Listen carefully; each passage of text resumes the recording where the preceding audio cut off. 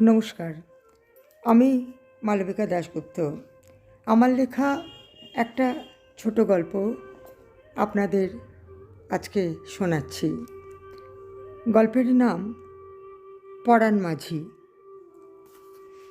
নদীর ধারে ছোট্ট একটা কুটিরে পরিবার নিয়ে বাস করত পালান মাঝি।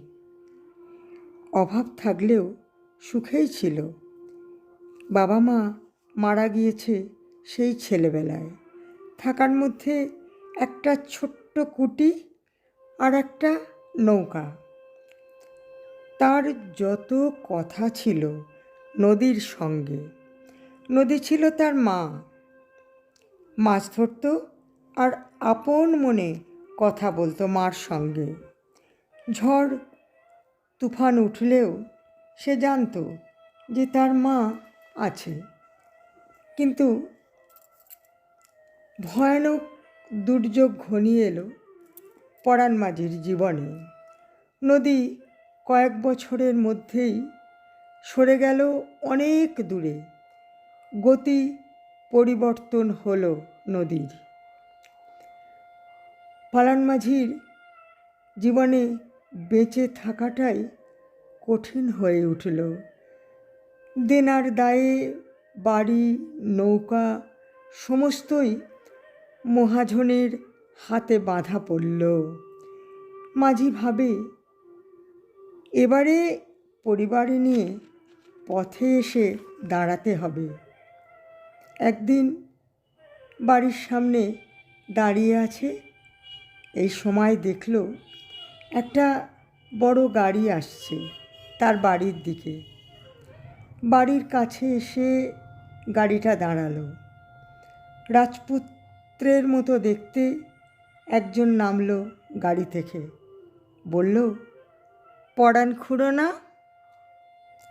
ভীত চোখে মাঝি বলল, হ্যাঁ বাবা, তুমি আমায় চেনো? কিন্তু আমি তো কোনো দিনই দেখিনি বাবা তোমাকে। ছেলেটি বলল, আমার নাম পলাশ। তা কি দরকার বাবু? তুমি আমায় জীবন দিয়েছিলে গো। হতভম্ব হয়ে মাঝি তাকিয়ে রইল পলাশের দিকে। পলাশ বলল, সে অনেক বছর আগের কথা।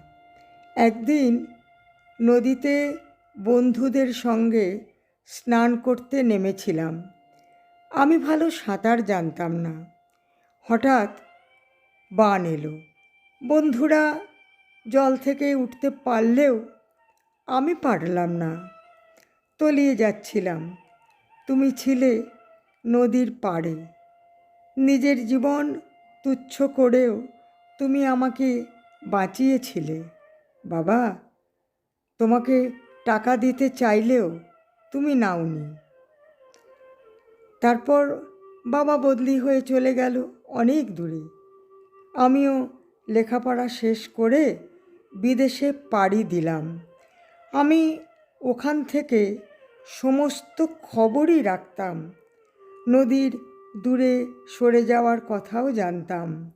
কিন্তু এতদিন আসতে পারিনি নানা কারণে। অনেক দূরে অন্য এক নদীর ধারে তোমার ঘর তৈরি করে রেখে এসেছি। নৌকাও কিনেছি। আমি জানি নৌকা ছাড়া, নদী ছাড়া তুমি ভালো থাকতে পারবে না। তোমাদের আজ ওখানে নিয়ে যাব খুড়ো। কিন্তু বাবা এখানকার মহাজনের, তুমি কিছু ভেবো না, আমি সব বুঝে নেব। তোমাদের ওই নদীর কাছে নিয়ে গেলে তুমি আবার নৌকা নিয়ে তোমার বাকি জীবন কাটিয়ে দিতে পারবে। দুদিন পরে আমার প্লেনের টিকিট কাটা আছে, আমি ফিরে যাব। নাও নাও, আর দেরি করো না, গুছিয়ে নিয়ে চলো। নমস্কার।